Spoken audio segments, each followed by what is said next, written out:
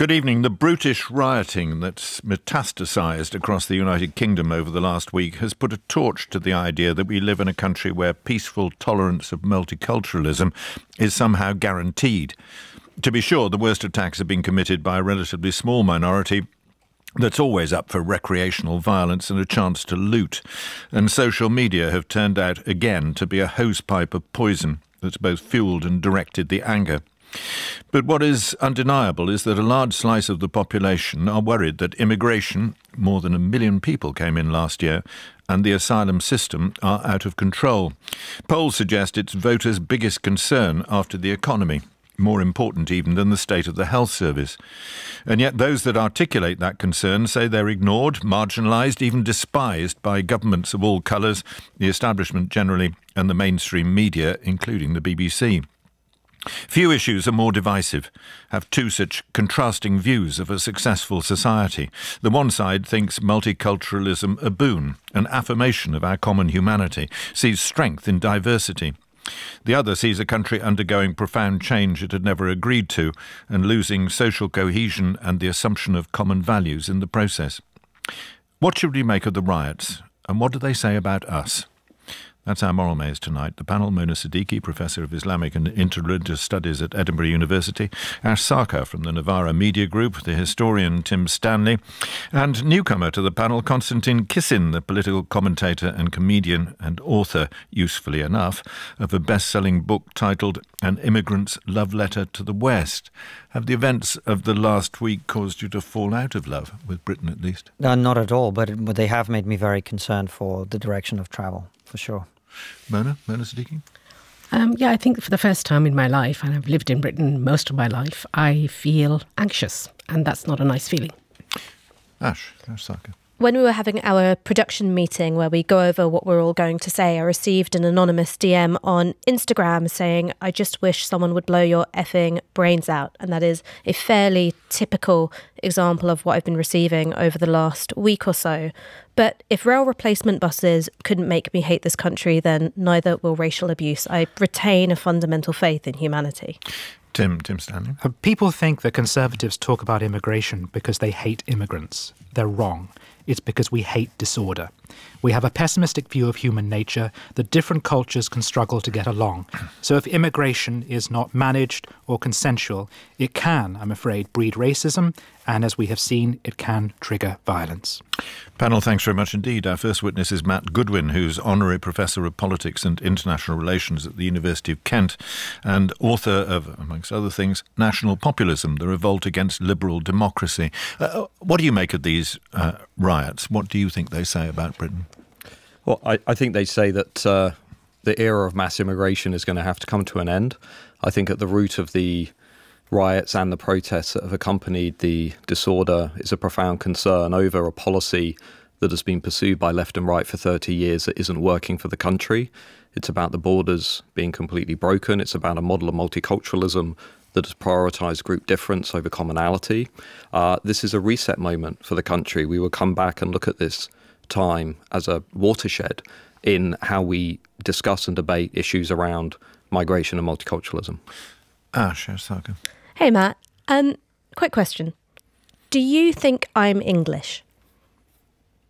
Yes, I don't see the relevance of that question. I think, as Tim said in his opening remarks, there's a tendency to reduce this debate to questions that might have been relevant many years ago, but are less relevant today. The vast majority of people in this country do not view their Englishness or Britishness through a racial lens. I'm glad you said that, because I'd like to quote from one of your recent blog posts written after the dreadful stabbings in Southport.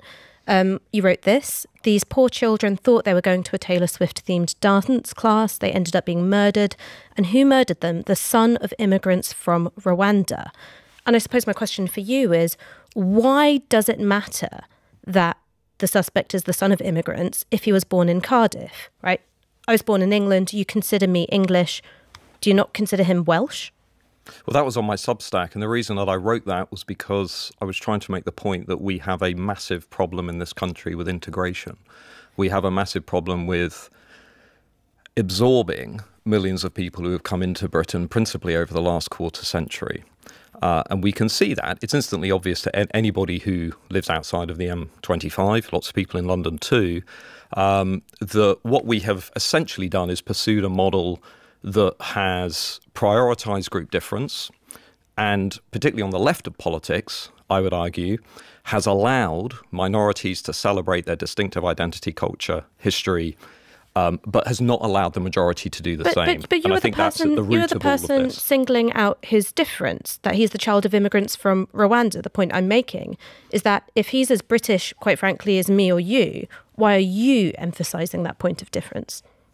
Well, you didn't go to a dance class and murder children and commit crime, etc. And I think in this particular And you're saying that's because of his culture, even though we don't know that? I'm saying that in the context of everything that has happened in this country in recent years, from British Muslims blowing up children at pop concerts, or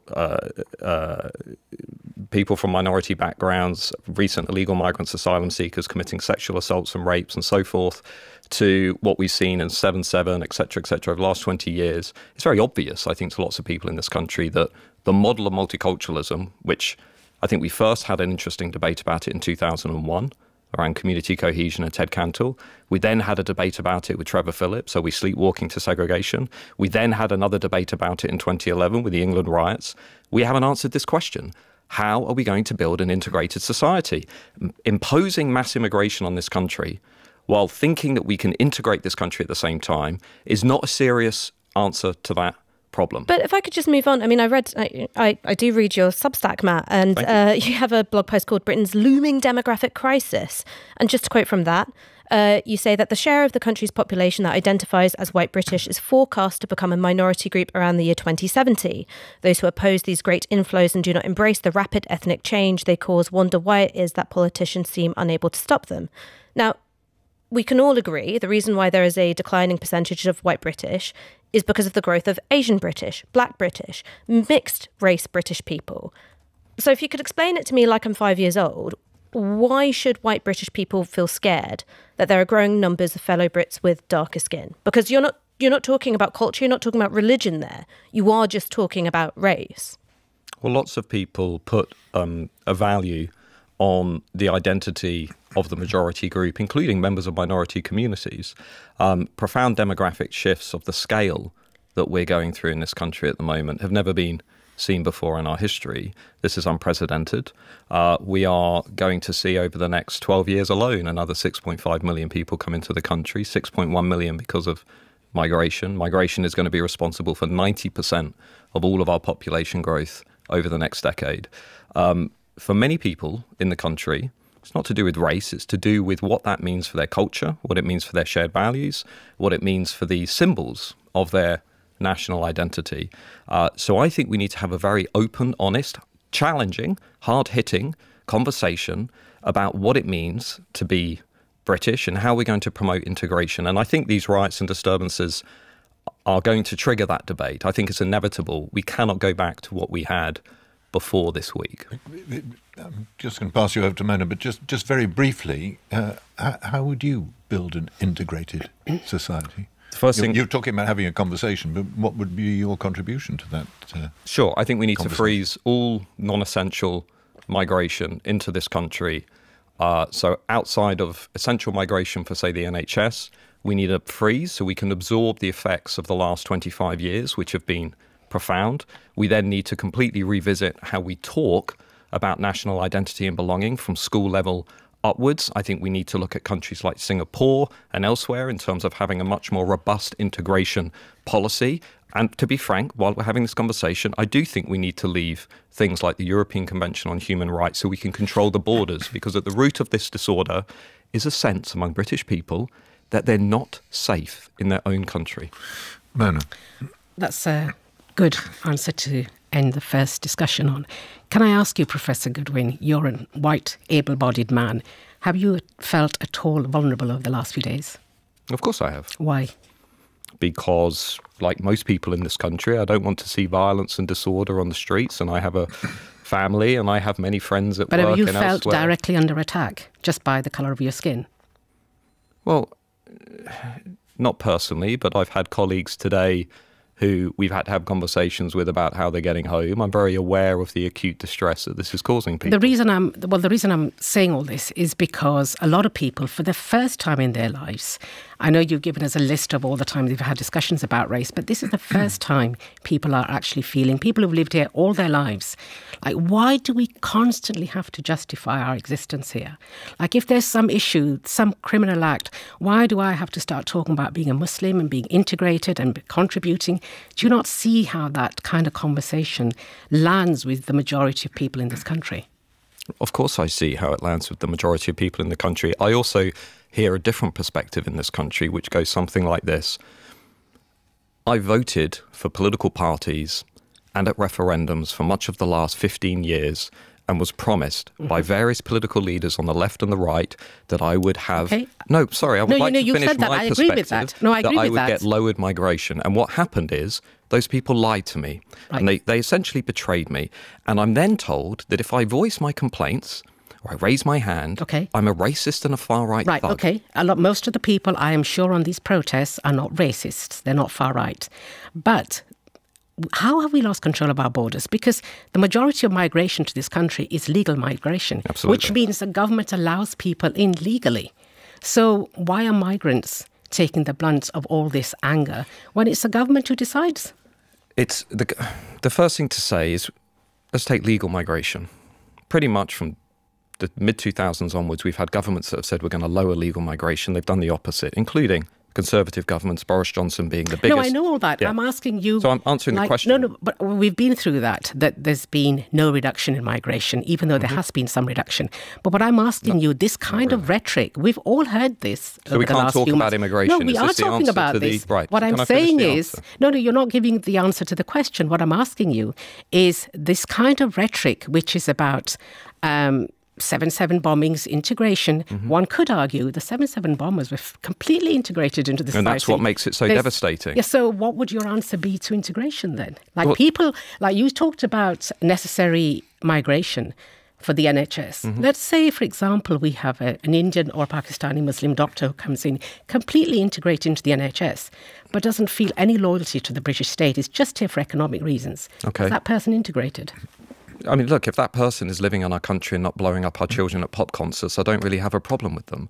But I think many people can see, from 7/7 to pop concerts to what we've seen recently, we have a problem with integration. Now, we can sit here and have a very philosophical discussion about the various aspects of this, but most people in this country look out at this country. They see an immigration policy they didn't vote for. They see broken borders. You said, how are the borders broken? We've had 130,000 illegal migrants in the country illegal. Illegal. That's what I'm saying. Since illegal. 2018. But the We've got majority are 1.2. legal. Can I finish, please? Yes, please. We've got 1.2 million illegal migrants estimated living in the country today. The fundamental problem in this country, which is reflected in the riots and disorder, is that people do not feel safe. And I would also add this. I would also add this briefly. Why are the riots so intense in Rotherham? Why? Because for years, people experience the sexual exploitation of young, white, working-class children at the hands of Pakistani Muslim gangs. Let's get all of this onto the table. Let's have a national reset. Let's have a serious discussion about where integration is failing. Professor Goodwin, thank you very much indeed. Our next witness is Asham Hawk, who's Associate Professor of Social Anthropology at University College London and author of Being Young, Male and Muslim in Luton. What does somebody who is young, male and Muslim make of what's going on? And I suppose the argument that it's at least partly a consequence of governments losing control over our borders. Well, first and foremost, I would agree that this is fundamentally a failure of the political class over decades. Austerity policies, deindustrialization, liberalization of the markets from the 80s, the cynical fanning of culture wars for electoral gain. But at the same time, I think these riots also show that there are huge numbers of white working class people in this country who feel as though their voices aren't being heard by the political establishment. So again, I would square the blame with the political class. Despite Brexit, Boris Johnson's promises of levelling up, of trying... No, this is getting to be a much wider political tract. Yeah. Konstantin, Well, actually, I think you make some witness. interesting points on that. And as someone who is an immigrant to this country myself, what I wanted to ask you is this. You mentioned that you feel this is about the economy and it's about the culture wars and so on. I came to this country in 1996, and when I came here, net immigration was running at about 55,000 people. And at that point, about 3% of the British public were concerned about immigration. What we saw under the Blair government is more people coming into this country in 11 years than had come between the Battle of Hastings in 1066 and 1950. This is completely unprecedented. Can you really put this down to culture wars, or is it more about the fact that we've had way more immigration than we've ever had in the history of this country, which was continued by the Tory government, as you say? I think there has been lots of immigration, and as a result of that, the contours of cities and towns around the country has changed. And the scale of development in these towns and cities has not been in tandem with that change. And so I think a lot of the resentment that people feel, white working class people, their voices are really marginalised, I would argue, marginalised in this debate and have been historically. But because there hasn't been public services to go with this mass immigration, and as a result of what's been happening in the UK for the last 10, 15 years with austerity, with jumping in there, if that is the case, if we're not able to provide the infrastructure and build all the other things that we have to build, would the first sensible thing to do in that situation not be to slow immigration to manageable levels so that we can integrate people and create the infrastructure to manage that? Well, I think this is a bit of a straw man, because successive governments have been trying to curtail immigration for years and years and years. And it goes back, all the way back to Enoch Powell, even before that in the 50s when we had a double-dip recession. Throughout the 60s, we had all sorts of legislation restricting immigration, 1962 Act, 1968, 1971. Again, 10 years later, you had Thatcher saying, we're being swamped by immigrants. You had David Blunkett saying that, there's too many kids coming into schools that can't speak the language. This debate has been going on for a very, very long time, but the fact of the matter remains that Britain's economy depends on immigrants. Without immigrants, we wouldn't be able to function as a society. But I can't square that with the point you've just made, which is when we have these levels of immigration, we seem unable to, you could say it's political failure, but the fact of the matter is we seem unable to put things in place to absorb those people, to create the infrastructure that's necessary for enough people to have jobs, to have homes, etc. So we can talk about the need for immigration, but the fact is we don't seem to be able to provide the things that are there, that need to be there, to integrate the immigrants that we bring in. So wouldn't it be sensible to reduce the levels of immigration to match our ability to welcome them? I think it's a failure of top-down management. If we reduce immigration, then we'll have all sorts of other problems resulting, social and economic problems, particularly social problems, economic problems, because, these people coming, the vast majority of people who are here as immigrants work, right? They pay taxes, they provide good services. Curtailing immigration, there's a debate to have about this. It's not something which I'm totally against, for example. Lots of people are not totally against curtailing it, having restrictions on immigration. Just a very quick one on that. There has been lots of restrictions on immigration as well, by the way. Well, I don't know. It's very difficult to get leave to remain in the UK at the moment. I wouldn't disagree with that, but what we do have is almost as many people coming into this country illegally that came when I came here legally in 1996. So on that point, at the last count, we spent about £8 million a day on hotels for illegal immigrants. Can you understand why a normal person who's not bigoted or prejudiced would be deeply angry about something as ridiculous as that? I can totally understand, and that's why I go back to my point at the top, that this is a complete failure. It's a complete mismanagement from the top. Tim Stanley? Professor, you say that various politicians have scapegoated immigrants and stoked anger against them. Why does it work? Why does the dog whistling work, you mean? Yeah, why are people susceptible to dog whistling? Well, like I said, when you've got, every time politicians have done this, if we look at the history from the middle of the 20th century onwards, there have been economic problems in this country. So if we go back to the double-dip recession in the 1950s, if we talk about the 1970s when the NF were rampant, if we talk about David Cameron's 2011 muscular liberalism debate, every time it's happened, we've had issues. We've had the 2008. But my point is, why are people susceptible to that appeal? People are susceptible, but because they're not susceptible to they're alienated by their conditions, the conditions that they find that they live in. And as a result of that, people need some kind of reason for why that's happening. It's not helpful when why are they so easily manipulated to be fearful of the other and of different people? Well, I mean, that would be easily manipulated, I think, is bordering on infantilizing people. But when people... Oh, they're wittingly manipulated. When people are bludgeoned daily with, all sorts of headlines in the newspapers, policies, politicians coming out, people, respectable mainstream politicians coming out and saying this is all to do with But those politicians have also condemned the riots. They've condemned... Not one of them has said they agree with the people rioting. Yeah, but it's easy to be wise after the event, isn't it? Right, but moral responsibility ultimately lies with the person rioting. And I'm just intrigued as to why is it you think that, tragically, racial appeals touch something in people? Well, I mean, this is a deep philosophical, historical question, right? It goes back to the root of racism, Islamophobia. We'll have to go all the way back to the 1600s to look at sort of the origins of racism and slavery and how that has become infiltrated, embedded within our society, entrenched within that society, and how racist discourse and thought has become internalized by people. My point is, if it's been around a long time, it's a reality, a tragic reality. Isn't that another case for managing immigration better? Because we're always going to keep coming up against this. I've been saying that we need to manage immigration better. There's lots of nuances to how we go about managing immigration. I've said from the top that this is a failure of our political class. There's been all sorts of reports. I think the previous guest, Matthew, mentioned the Council report in 2001. 2001 or 2007, I can't quite remember. I mean, none of those recommendations have been put into place. Why are there segregated towns and cities around the country? There's historical reasons for this. White flight people. I want to approach it. I'm sorry, our time is slow. Sure. Is slow. You have a fascinating job. You're a social anthropologist. I'm very jealous, and you do very interesting things studying. Am I right? Islamic South Asian men in Luton. That's one of my interests. Now, anthropologists are usually drawn to studying how communities define themselves.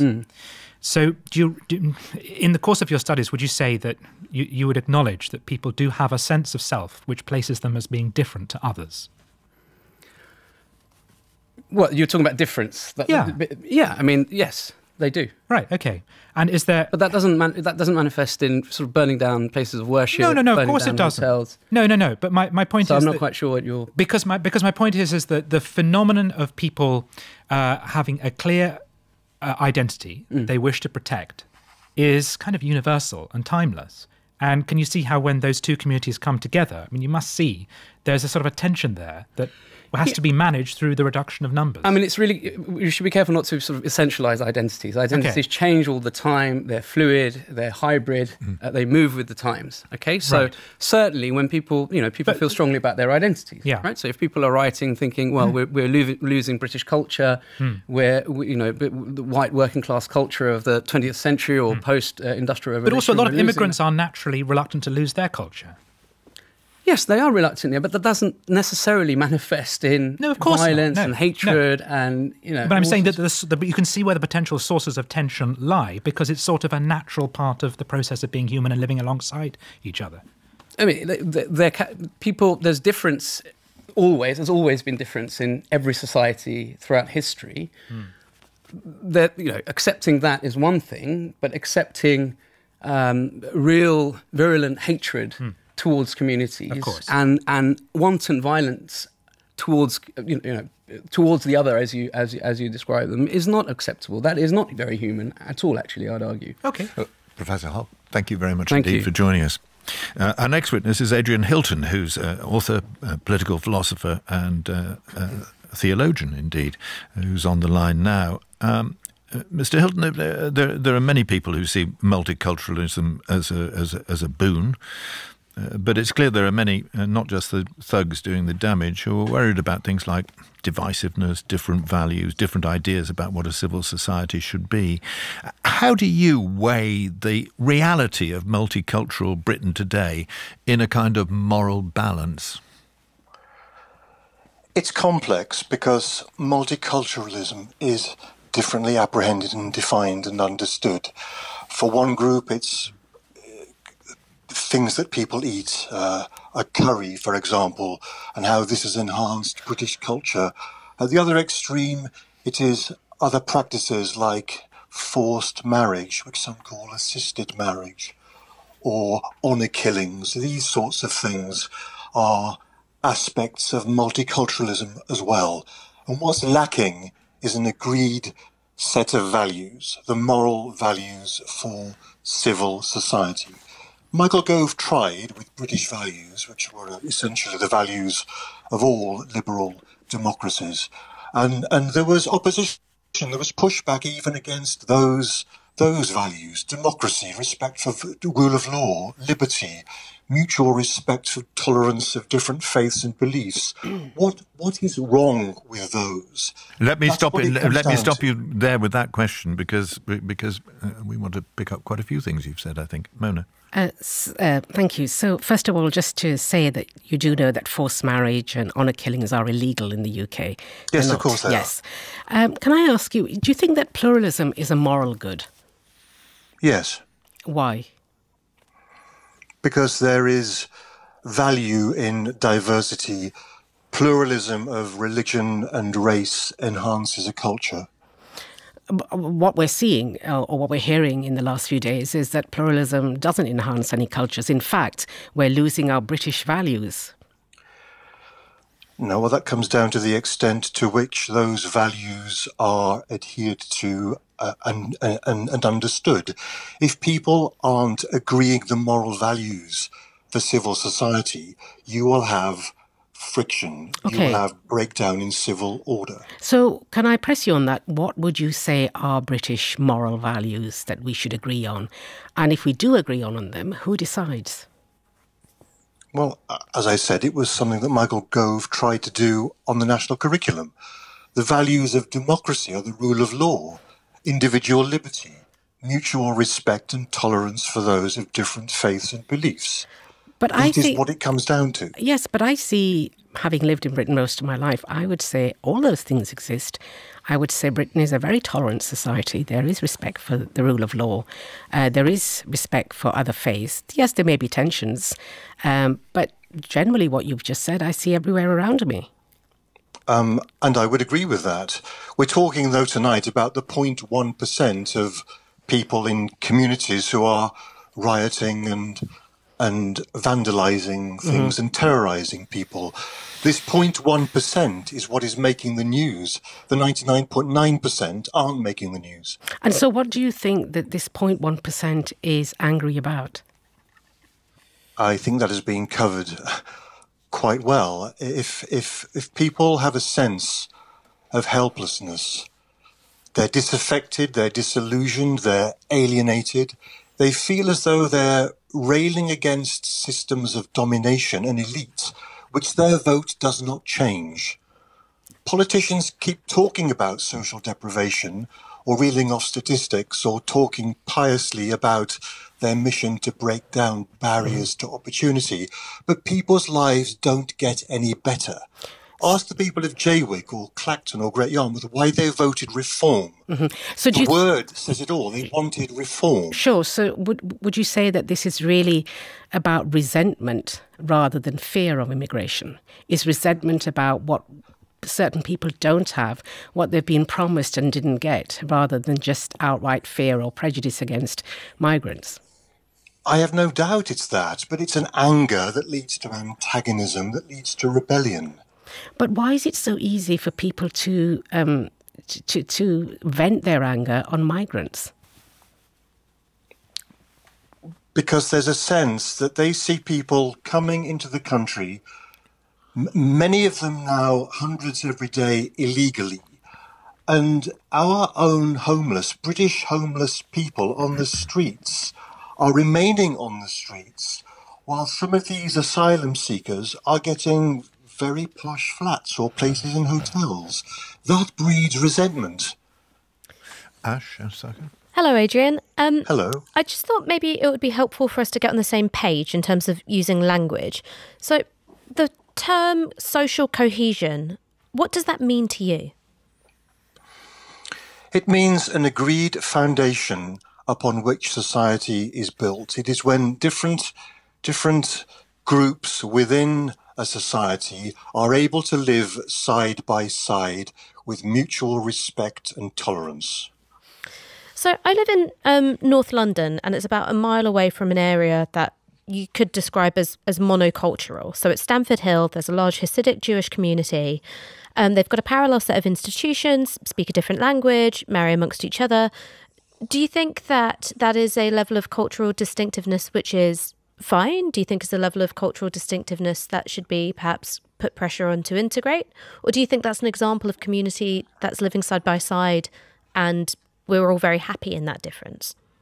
It's the latter. Clearly it is. If people can walk the streets without fear of being attacked, or there is respect for other people who don't share the faith and culture when they are visiting the area, that is fine. That's perfectly all right. And are there any areas in this country where it's not like that? So it's monocultural, but people are afraid when they walk down the streets for good reason and not just because they're afraid? I don't know. Tell me. No, I'm asking you. I don't know of any such areas, no. And I suppose the thing that I'm getting to is that do you think that the fears that we have around lack of social cohesion then are justified if we can't identify places where communities are wholesale leading parallel lives where there's not that sort of respect and mutual tolerance? Then is there an element of moral panic here, that we're being conditioned to fear each other rather than that coming from our interactions with one another? Yes, but it's sort of fed by a level of ignorance. I mean, if anybody wants to talk about Islam or Muslims, the vast majority of people, without even knowing the terms, their mind will go to Wahhabi or Deobandi, the sort of extremist interpretations of Islam. If you talk about Sharia law, they don't know about family values. They'll think about Sharia courts and chopping off hands and so on. And if the media feeds these sorts of views of Islam, the extremist views, then it is reasonable for people to fear Islam. So do you think that there should be fairer media coverage? When you look at the sort of race rioting that we've seen in the last week, and we've seen Muslims being blamed for things that have got nothing to do with them, do you go, this is the problem of media demonising this community wholesale? The media has a responsibility, and so do programmes like this. I would have to say that there's a call now for, I don't know if you know the term, militant democracy. It is now what many on the left, some on the left, I beg your pardon, some prominent people. I feel we're talking about Paul Mason here. Well, you are, yes, go on then. You've named him. Now, the call for militant democracy, where freedoms are curtailed for everyone, is named right-wing journalists to be removed from their platforms, and he's named the platforms, Times, Telegraph, Spectator, even one of this august panel, and GB News should go and Twitter should be shut down.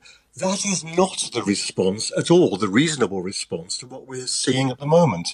The answer is not militant democracy. It's what I would call more deliberative democracy. It is what we're doing now. It's reasoning about politics. It should start in schools, allowing moral disagreement about public policy beyond sound bites, beyond point scoring, and beyond cheap gotchas. Adrian Hilton, you've done that tonight. Thank you very much indeed. Thank you. Our last witness is Kieran Connell, who's a social and cultural historian at Queen's University, Belfast, and author of Multicultural Britain, A People's History. He's on the line now. Dr. Connell, would it be fair to say that your view is that multiculturalism has been a success and that this trouble is, well, really simply down to the machinations of the far right? I think there's a problem sometimes in terms of a definition about what we actually mean by multiculturalism. It means different things to different people. But, I grew up as one of the few white children in an inner city area of Birmingham. And I've always been struck how the experience that I had is rarely, if ever, represented in mainstream discourse or by politicians in terms of this rough and ready, sure, but nevertheless familiarity, organic familiarity with ethnic difference that is often manifest on streets, in playgrounds, in parks, in hospitals, in doctors' waiting lounges, etc. And I think it's about time, the time is long overdue, in fact, for us to focus on that organic type of social multiculturalism, which is, after all, a simple fact of everyday life in most parts of Britain. Tim Stanley. I guess because you've mentioned Birmingham, I have to raise the disorder that has occurred in Birmingham over the last couple of days. I mean, what does that say about your description of Birmingham as a place where multiculturalism's proved it can work? It says that there's undoubtedly racism in British society, and there has been for an awful long time. I think multicultural Britain has been formed by two opposing processes. One is the stubborn, entrenched presence of racism in myriad forms. We're seeing that play out on our streets over the course of the last week. The other is this organic, bottom-up process, which is this creeping multiculturalism, I sometimes call it, whereby people learn to live to get together on a day-by-day basis. Far from perfect, but it's a process that I think is rarely talked about in the current debate. So when you say it shows that racism exists, undoubtedly it does, but is it a racism which goes both ways? Because much of the disorder in Birmingham has actually been allegedly Asian youths targeting whites. I mean, that's I think a misinterpretation of what actually was going on. When communities feel under threat, I ask if you to put yourself in the shoes of a British Muslim who's watching on their social media, on their television screens, day by day, Muslims being targeted. You would want to defend your community, your neighbours, your loved ones. That's something that happened throughout different points throughout the last 50 years or more. But violence is not excusable. Violence is never excusable, of course, but I'm actually very struck by it. It's interesting how the problem of white racism so often in these debates gets focused on racialized subjects. And I think it's really striking how these questions get turned around rather than focus on the issue, which is, of course, white racism. We instead are asked to either sympathize with white racists or at the same time talk about what's wrong with racialized subjects. I'm sorry, I've not asked you to sympathize with anyone. I've just raised the fact because you mentioned Birmingham. You are an academic in Belfast. Now, Belfast is itself not a shining example of multiculturalism, is it? Belfast is, as everyone listening will know, it's got a long history of sectarianism, and so it's a very, very interesting case study in a UK context of a society which has only really begun to be multicultural, as we would call it, at a UK-wide level in the last, I would say, 10 years or so. So it's a very young multicultural society, and it's also got deep-rooted sectarianism as well, which means that there is a real severe problem, I think, with racism in myriad forms, not least because there isn't the kind of familiarity with multiculturalism that cities like Birmingham, London, Liverpool, and elsewhere have. But my point is the sectarian struggle, the troubles that we've seen have played out over centuries. It has taken centuries to get to the point of a peace process, of people being able to live together. Does this not quote, raise doubts about the oft-made claim that diversity is strength, because this is a very diverse society which has been very weak for a very long time? Northern Ireland was, and the south of Ireland, in a broader UK context, Northern Ireland especially, it was a state at war between two different paramilitary organisations in which the British state had a role to play. Presumably, you're not comparing what's going on right now in Britain with what happened in Northern Ireland. No, I'm not, but I'm making the point that when two very different, well, not very different, but when two contrasting cultures live side by side, as they have done for centuries, there is a potential source of tension there. And it is often said that diversity is strength. That's the fallback cliche of politicians throughout this crisis. But we have experience from history that that's not always the case. And what you're talking about in the north of Ireland is the legacies of British colonialism. And what you're talking about, I think it's sometimes worth taking a broader perspective as well in these debates around multiculturalism, because likewise, what we're talking about in terms of Britain's drift towards the multicultural is the fact that Britain was once an imperial power who colonised 1/3 of the world's landmass. Yes. And the people who initially moved to Britain from South Asia in the 1930s, 40s and 50s did so because Britain was over there. So, I think it's worth sometimes pausing and taking a little bit of a step back and thinking about the broader historical picture to try and, I think, take some of the charge out of these obviously sometimes quite difficult conversations. Yeah, but okay, acknowledging the crimes of the past does not make it any easier. Well, I suppose some people would say it would, but it doesn't make it immediately easier to deal with the practical issues of the present of different groups of people living alongside each other and clearly not getting on. And how do you respond to the suggestion that in Northern Ireland, for the first time in many years, Sinn Féin supporters and unionists have actually joined hands over their opposition to mass migration? I would challenge you to come to Belfast and make that statement and see how it goes down. You have a very, very small minority of people, vastly outnumbered by anti-racist protesters in Belfast. In the neighbourhood where I live, the anti-immigrant racist rioters attempted to march down our road, and they were turned back by local, predominantly white women because they didn't want racists in our community. So no, your analysis is wrong, unfortunately, on that particular point. Konstantin? When I came to Britain in 1996, over 90% of the population were white British, yet within my lifetime they're projected to become a minority in their own country. Would you say that it's racist to be concerned about that? I think you're just talking about the social reality. I don't think you necessarily need to put labels on it. You know, we live in one. If someone says, I don't want my country race to become minority white British, is that racist? Britain doesn't necessarily need to be a white country, and it isn't a white That's not the country, question so I'm asking, with respect. The question is it racist to be concerned about white British people becoming a minority in Britain? I think, yeah, probably. If pushed, I'd probably say that you along those lines, yes. But didn't you just say that when communities feel under threat, they have a right to be concerned about that, yet being replaced in your own country, isn't that being under threat? I mean, have there been many white-owned properties that have had their windows smashed, or have there been many white people walking down the street recently? According to some estimates, there have been up to 500,000 young girls and women who were raped by Pakistani and Bangladeshi grooming gangs. Wouldn't you say that's a threat to your community?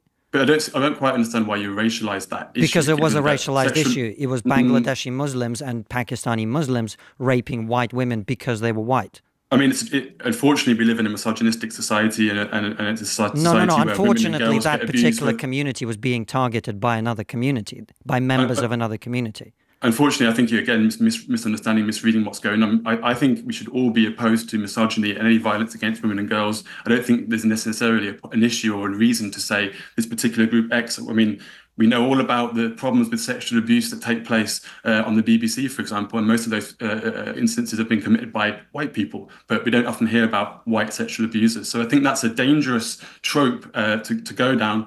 I think you indeed would be on very dodgy. If you had sat across from a grooming gang victim on several occasions and interviewed them about their experience and heard them say that they were being targeted for being white, then perhaps you might see it differently. But let's move on. It's a universal truth that all policies have positive and negative sides. What would you say are the negative trade-offs of mass immigration? Just to go back to that point, actually, let's not go back to the point. I'm asking you a different question. Have conducted numerous interviews. I'm asking you a different question. In that area. Dr. Connell, with respect, I'm asking you a different question now. What would you say are the negative trade-offs of mass immigration? I think it's characteristic of this debate that actually you're not allowing a conversation. No, you're not answering my question. That's all that's happening here.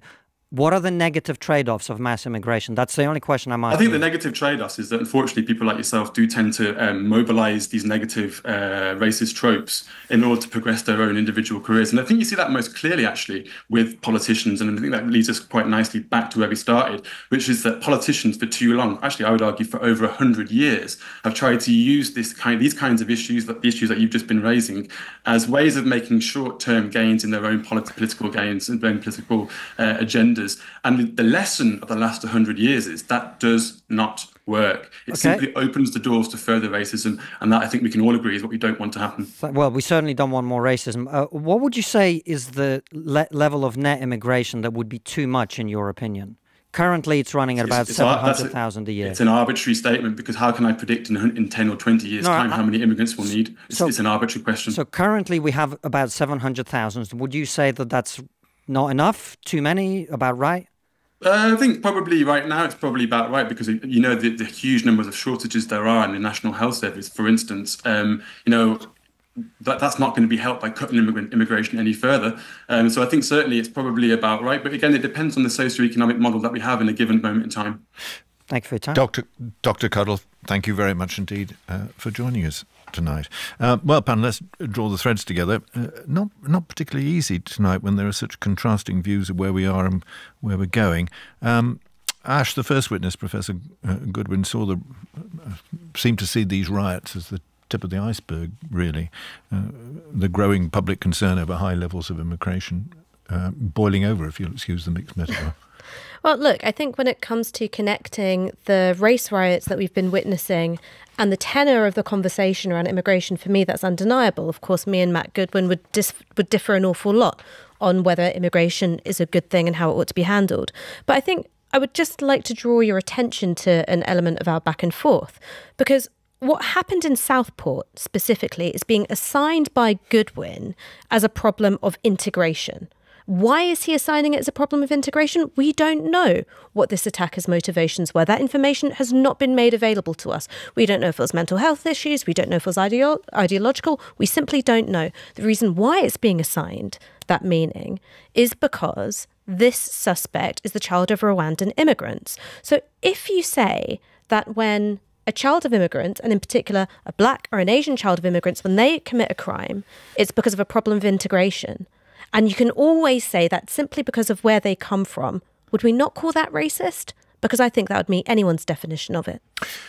Tim, he regarded this as a watershed moment, the troubles that's followed from all this.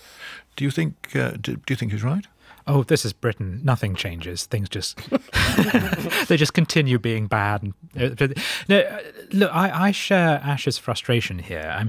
On the one hand, I agree with Professor Goodwin.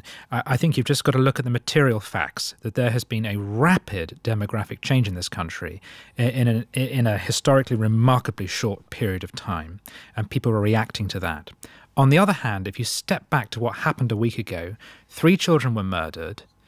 It had nothing, we don't know what the motivation was, but I think we can reasonably say it actually had nothing to do with immigration, nothing to do with integration, nothing to do with the Muslim community. So why were Muslims then targeted? And then why, are we now having a debate about immigration?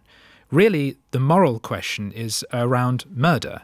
It's not around immigration. And I share the frustration of the Asian community that when something that has absolutely nothing to do with them, which would outrage and disgust them, of course, why is it that when that happens, they then have to spend 7 days justifying their presence in the community? Yeah. And I think I should say Professor Goodwin would deny that he was, indeed, specifically said he wasn't a racist when he was giving his evidence. Mona, his argument was that there was an almost total loss of control over both legal and illegal migration. My concern with Professor Goodwin was he talked a lot about lack of integration. I take on completely Tim's points. And I don't think anyone answered the question of if integration is really the problem, even if you set aside the whole issue of why are we targeting Muslims for this issue. No one seems to have a strategy as to how you actually integrate people and what integration means. And the question I asked him at the end about, necessary migration, and he gave the example of the NHS. Well, does that really mean all we really want from immigrants is do your job, keep quiet, and that's it? And that's a level of integration. If that's a level of integration, fine. I think the majority of people live like that anyway. And what would your suggestion be, Mona? I think that the problem is that it's become so easy to look at the criminal aspects of any immigrant community. And as Ash says, say that's down to lack of integration. Because before 9/11, I would say that no one really cared about these communities. They were living exactly the same lives then. And it's only as a result of these really tragic instances of 7/7 or 9/11, and all the other things, that people are thinking, actually, they're not looking at it as crimes, they're looking at it as a lack of integration. And I think that's the problem. Do people really care about integration?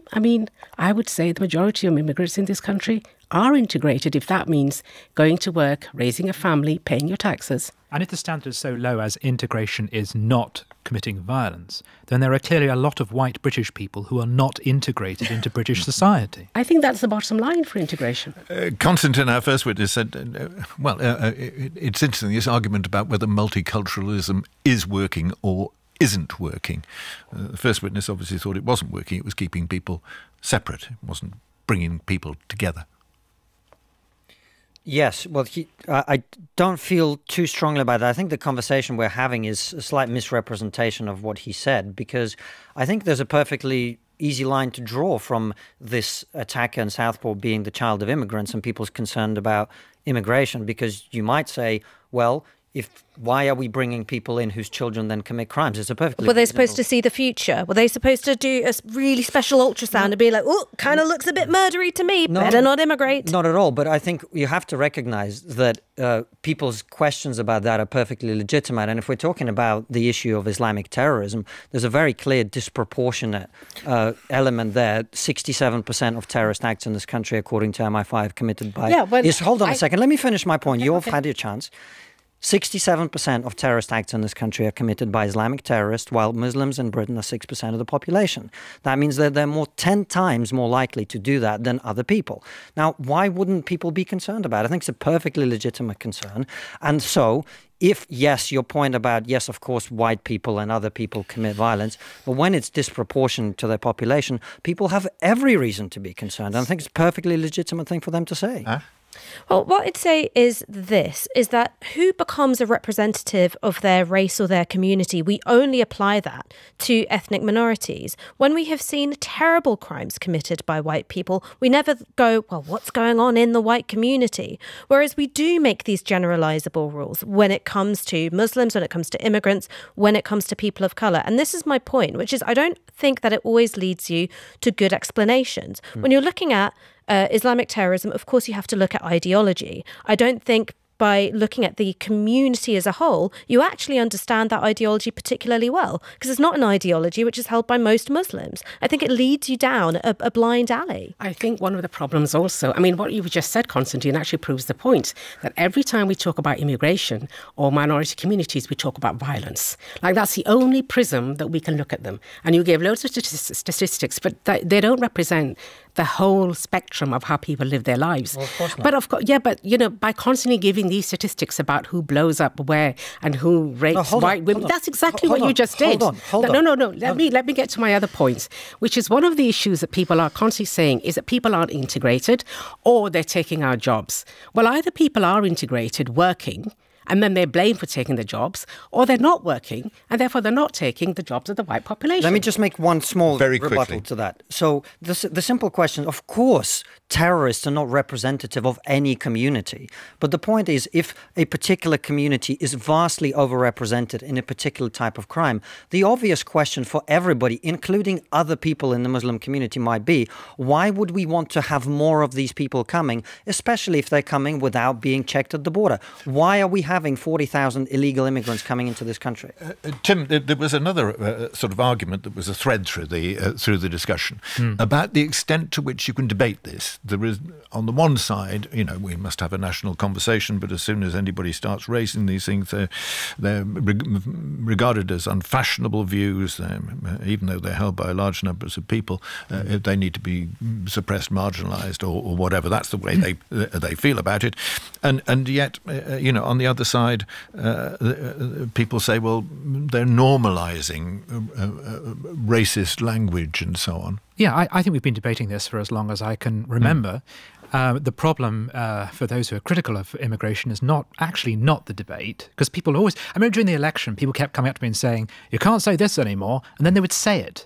And I would say to them, but you just said it. And they said, I know, but that's the thing, you can't say it. But you just said it. The problem actually isn't the debate. The problem is delivery. It's that countless governments, Labour and Tory, have said they would do one thing and then not done it. And either that has, some would say, contributed to racism by making immigration an issue, or from the other side, you say, I would argue it's contributed racism by continuing to drive up levels of immigration while giving people a sense that they were ignored and misled. But I just want to say, on our second and fourth speaker, to me, they embodied the classic left-wing thing of saying, you know, that at the heart of all this, there's really no difference between people. They can get along great. The problem is nasty right-wingers who encourage people to be racist in order to get votes.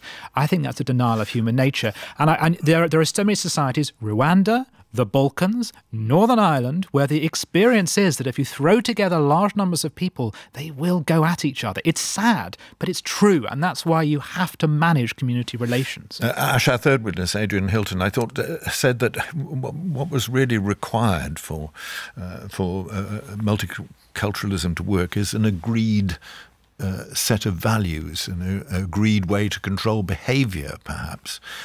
that we didn't seem to have, or in his view, we didn't seem to have. You know what, Is that valid, do you think? Adrian Hilton was a real pleasant surprise for me, because I thought I was going to disagree with him a lot, and then where we ended up was a real position of commonality. Where I disagree with him is that I don't actually think it's about the values, because I think in the abstract we all agree on them. I think everyone does agree. Do we all agree on values? I think even if you take someone who's culturally very different from you, and you go, should we respect other religions, they'd say yes. Now, what that might mean in practice to them and what that means in practice to you might be really different. So for me, it's not actually about these abstract values at all. It's about creating spaces, to quote the final witness, where organic familiarity with ethnic difference can happen. And this is where I disagree with you, Tim, because I'm really optimistic about the ability of people to cultivate that kind of organic familiarity. And I think that if we were more focused on creating those third spaces where people from different backgrounds can meet each other as equals, a lot of these fears about integration, how people relate to one another, they'd go out the window.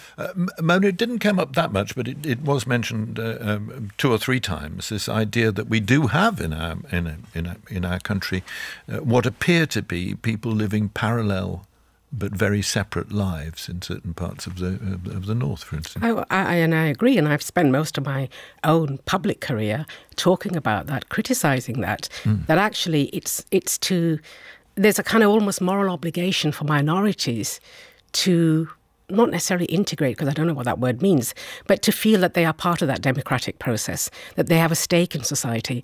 But I go back to the question of, what do people really mean when they talk about integration? Because, I have a neighbour, they're both head teachers. They don't do anything other than go to work and come home. I don't see anyone in out of their house or anything. And they're perfectly good, upright citizens. Konstantin, we've got very, very little time. Well, no, hang on a second. I'm going to ask you a very specific question. I need I an was answer. going to agree with both Ash and Mona. Well, that's hopeless. You don't understand the programme. You came to this country, wrote a book admiring the West and so on.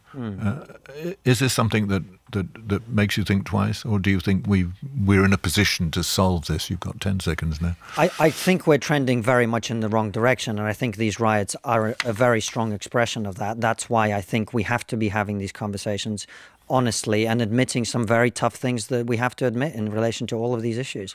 But let me just say, on a note of agreement, I actually agree with Ash. I think the way to integrate all communities is for people to be next to each other as opposed to being in their own separate ghettos. That's it for this week. From our panel, Konstantin Kisin, Tim Stanley, Ash Sarkar and Mona Siddiqui. And from me, until the next week, goodbye.